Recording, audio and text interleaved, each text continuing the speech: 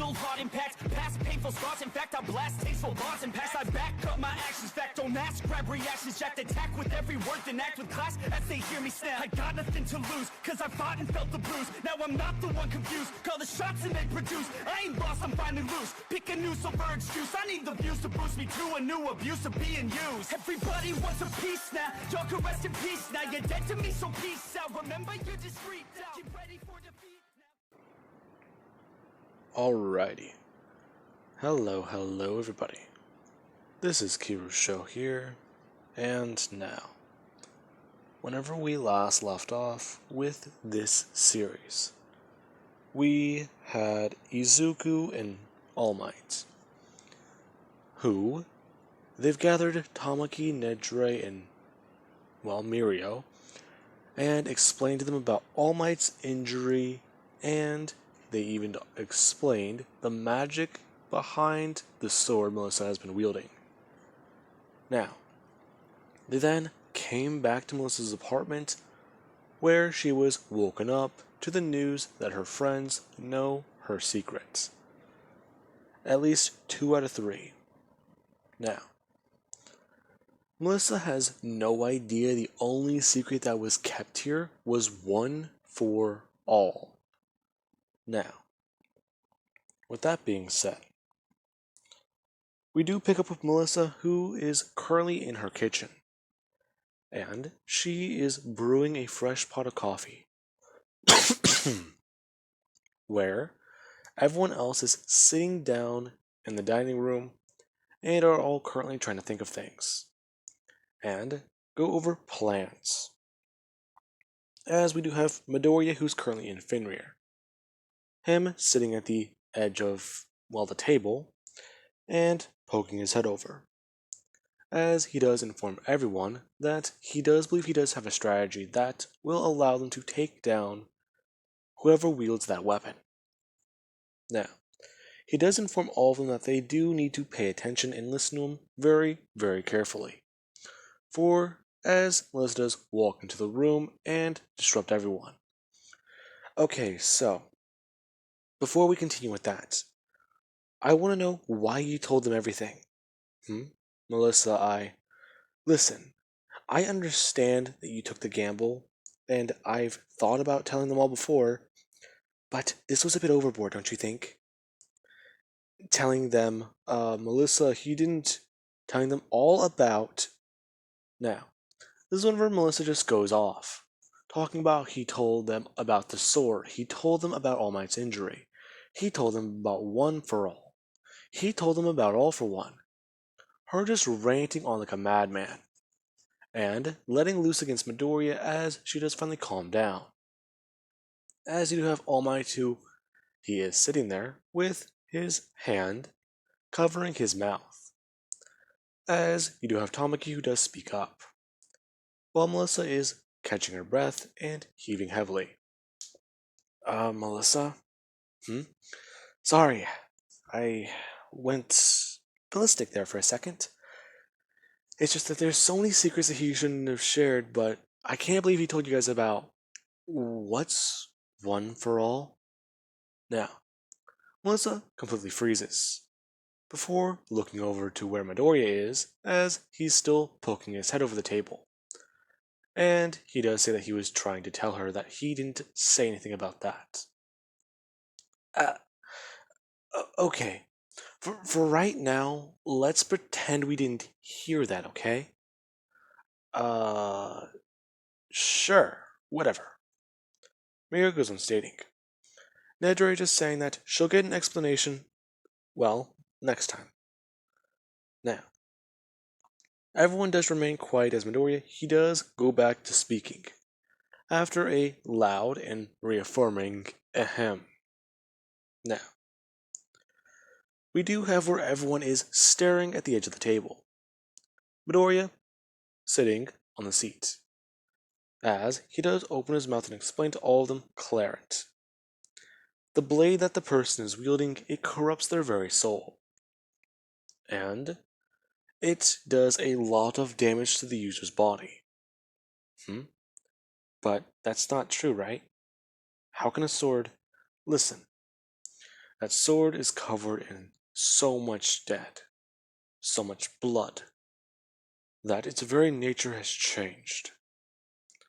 The weapon grew a conscience one day after being discarded from a very bad battle. And ever since the next person picked up to wield it, it slowly zaps your life force, and it powers you up. In a sense, it's like a quirk. However, the effect is slow at first. Gradually over time, however, you'll begin to lose yourself to madness. In fact, well, I would call that the origin of madness. It's just so disturbing to think. Now, Midoriya talks about how anyone who does hold that sword, they're overconfident.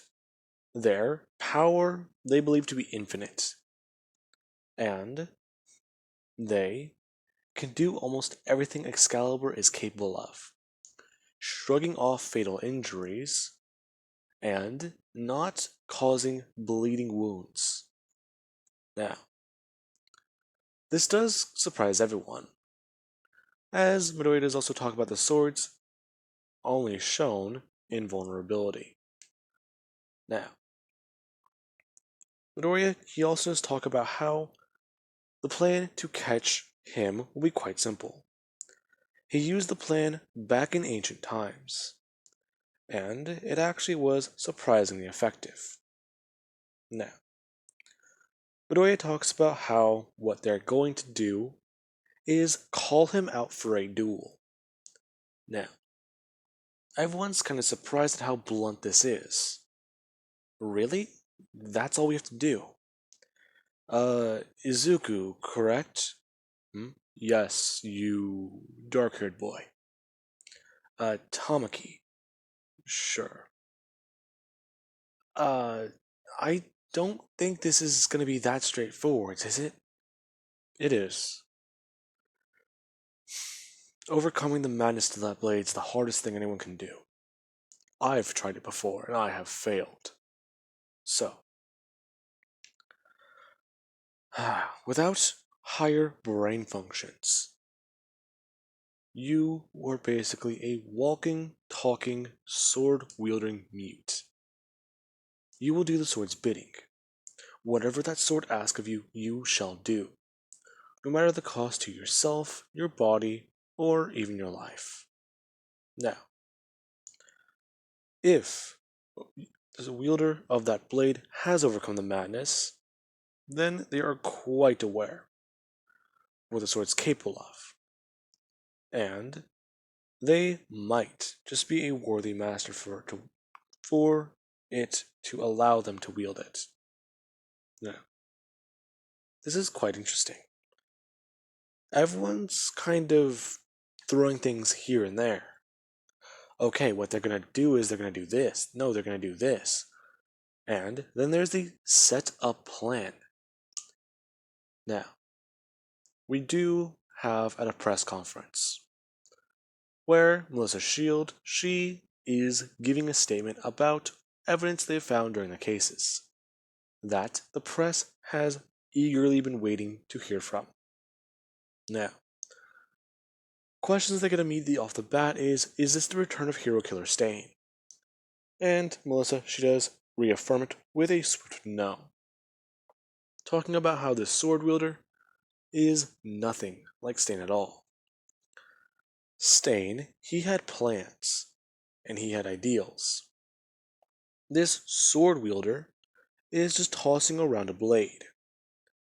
And there's no elegance to it, there's no style to it. In fact, she would have beat them in their fight had they not run off.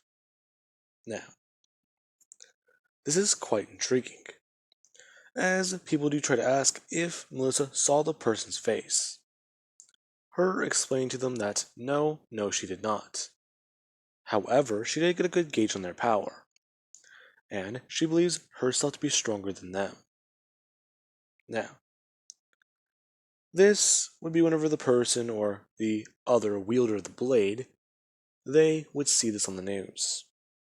And they are pissed.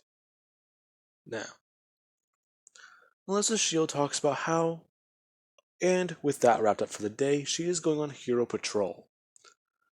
As people point out that she's making herself a target, and is obviously going to get hurt. Now, Melissa, yeah, she ignores all these comments, as she does leave. Now, for the rest of the day, we do have Melissa and everyone else at the Hero Agency. She's informed many places around to quietly evacuate civilians. And she's also informed people about what's going to happen here tonight. You have top-ranking heroes like Endeavor, All Might, and Miracle, along with Best Jeanist and Hawks. Now, people are eagerly awaiting what's going to happen, since heroes are posted on rooftops. They're hiding in the shadows, they're hiding in the sky. Hell, you even have Professor Snipe, who's hiding out miles away. And he has a scope ready with, well, his crosshairs. Now, with that being said, we do have where Melissa, she does pretend to go leave for the day. Her still in her hero outfit as she does walk outside. Now, as Melissa does leave, we do have this hero killer, who they quickly begin to exterminate some of the heroes that have set up this ambush for him. Now, Melissa, as soon as you did walk outside, you did hear something. It sounded like a giant, meaty chop. Before Melissa turned and she saw that one of the buildings that heroes are on, 2 of 70, well, let's see, 10 of the 25 levels just got cut off. Now, what that means is at about, let's just say, a random angle from the top right to the bottom left, there was a slice, and the part of the building is beginning to collapse. Now, people do see that immediately, and heroes jump in to try and stop this damage. Now, with that being said, this is where Melissa, she does immediately go to draw her blade and call upon Fenrir. As the dog, he would appear and she would immediately begin to pour her magical power into it. As we do have Nejire, who she does take flight in the sky, along with Tamaki, who does manifest bird wings and begin to create turtle armor all over his body, along with even layering onto it, or underneath it, some shells. Now, with that being said, we do then have where Melissa, she does watch as this new person does drop onto the battlefield, and they smash directly down into the street. Before they do bring up their hand, and there you do see the giant blade. Now, Melissa, she does quickly begin to move forwards and charge in, as she's asking Midoriya if he knows if this person's going to go for an obvious attack. Midoriya telling Melissa in her head that the person most likely will not, and that it's not really the sword she should be all wary about. It's the things that she doesn't know about, like this person's quirk. Now, Melissa charges up to 35% of One for All, as she does rush in and immediately go to bring the sword up to her head and swing down to her left. Now, as Melissa does do this, you do have where the giant blade is pulled out of the ground and is able to block Excalibur's, well, swing. Now, as the two swords do collide, it sounds like a giant bell being hit, as Melissa is able to see underneath that hood. and she sees a toothy grin. That deeply disturbs her, along with a pair of eyes she does not recognize. Now, Melissa, she immediately would jump backwards as she does go to get on the offensive. Now, as she does go to do so, you have Midori who does tell her that she needs to stay on guard, and she needs to use more advanced things. Advanced? You're meaning, yes. You need to fight seriously. The strikes, and even the, well, techniques I've taught you. Yes, sir. Good. Now, what do I to say jumping into Fenrir? As he does begin to look around as he's about the size of a truck. Now, Midoriya, he does smell out the opponent, and he takes a deep breath in before blowing away the wind. Now, the person he does bring up his hand as dust is flying everywhere, and the street is now perfectly clear. As you have Melissa who does bring up Excalibur and pointed at them with one hand, asking exactly who the hell are they? They're not Hero Killer Stain, like she first thought. Now, the person's hood would fly open and reveal who they are. As Melissa, she does look at this person confused. However, you do have a few other heroes who do keep their eyes locked on this particular villain. Now, Melissa talks about how she will handle this villain for right now, and how, as she is going to rush in, her clocking herself in at 35% of one for all, as she is going to bring up the sword and grab her other hand onto the blade. Now, she wraps her hands around the guard as she does, or the handle, as she is going to step forwards with the blade and swing it over her head, as she charges up heroic spirit and sends a slash directly into that person's direction. Now, as she does do that, you do have the person wielding Clarence, who does bring up the blade and simply just slice this, or he does just with, well, the side swipe of the blade, hit this attack and send it careening into a building. As Melissa does watch that happen. Now, Melissa is curious, as she does rush forwards again, and she does begin her attack. Now, with that being said, pro heroes are staying on guard, making sure that this battle is just restricted to these two for right now. Since, apparently, there's someone in particular who doesn't want people engaging that villain. And a lot of people are taking his side, since he is the number one hero after all. However, he doesn't want to reveal what information he has against this man. Is it a personal vendetta? Is it fear? Is it something? Now, we do cut back down to the battlefield, where Melissa and this person are both sending strikes in each other's direction, and they are playing with their blades. They're slicing through the street, slicing through cars like butter, and they are taking out buildings just from the sheer shockwaves of their blades colliding, and their strikes being redirected away from one another. As this man wielding the sword, he does do one thing. He does bring up his arms, and he does plant his feet firmly. Now, Melissa, she does stare at this person, as she herself does swing around her blade and stab it down into the ground as she does kneel down onto one knee. Now, you do have the person wielding Clarence, who they do look sort of confused, as you have Melissa who does look determined. Who are you? You are asking me that now. Well, obviously.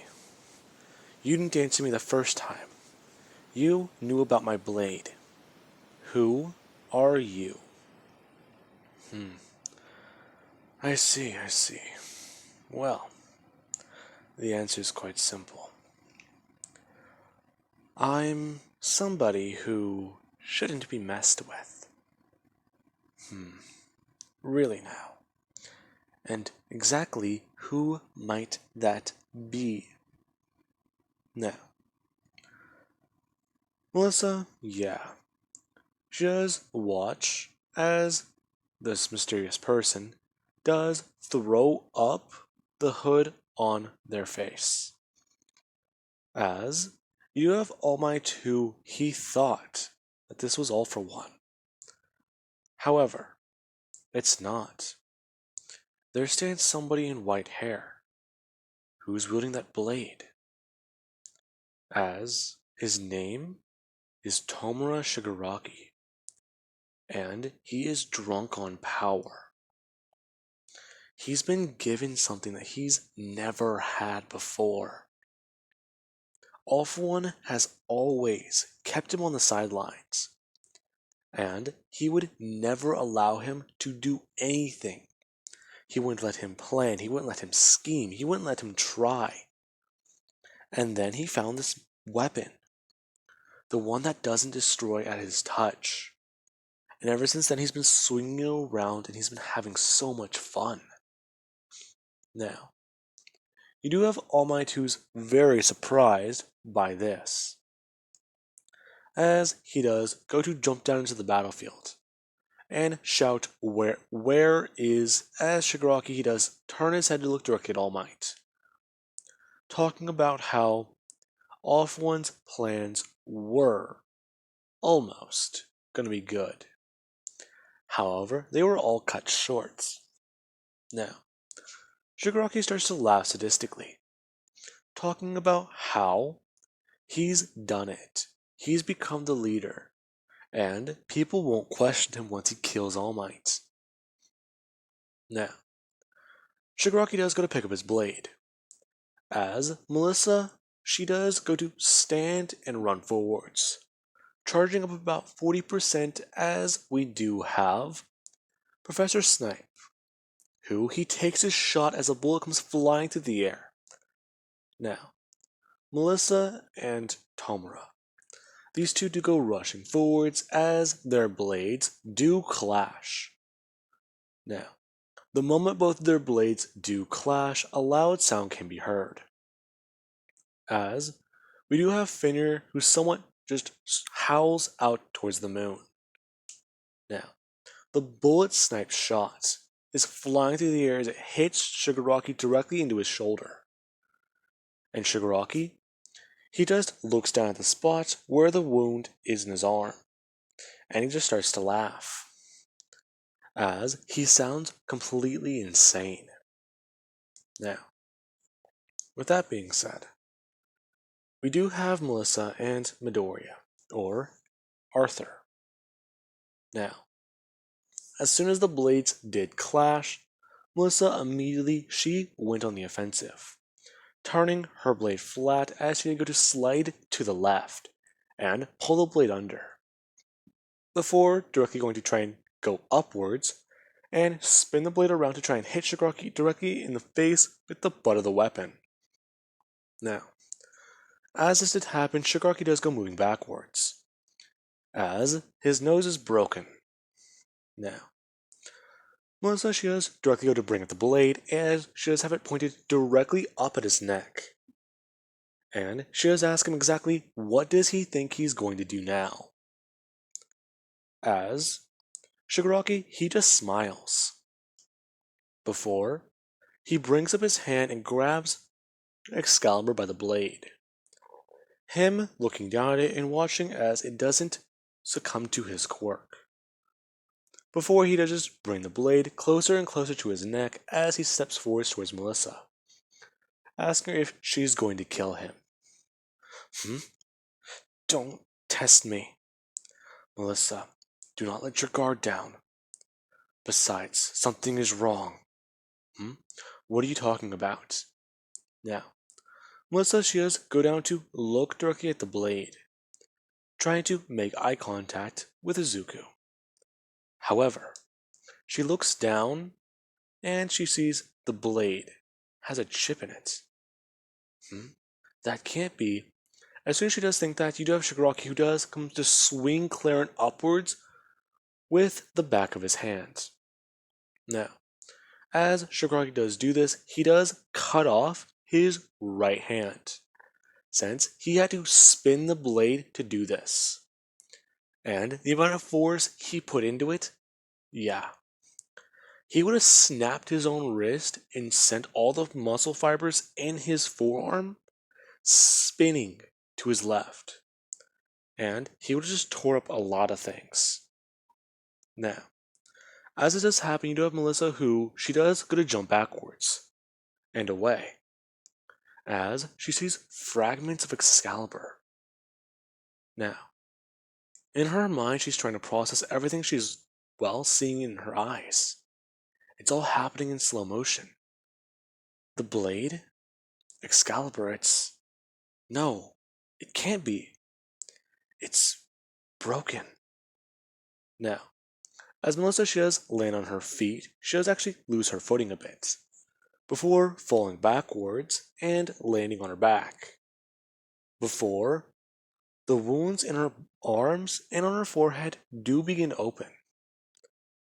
Now, this is quite strange. At first, Melissa, she felt the pain and, then she felt wet. Then she started feeling like she was being hit by rain. Now, Melissa was confused whenever somebody pulled her up to her feet. And Shigaraki, he did go to throw up both of his hands one of his hands, before going to slam it downwards and beginning the process of decaying a building in front of him.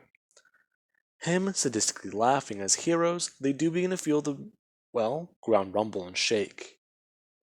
Now, Melissa and the pro heroes, they do try to go in before realizing they need to retreat. Pro heroes try to go in to take down Shigaraki immediately. However, as soon as they realize his quirk is able to destroy them and immediately harm them in a way they didn't think about, let alone know, it's retreat immediately. Get away from that guy. Stay away from him.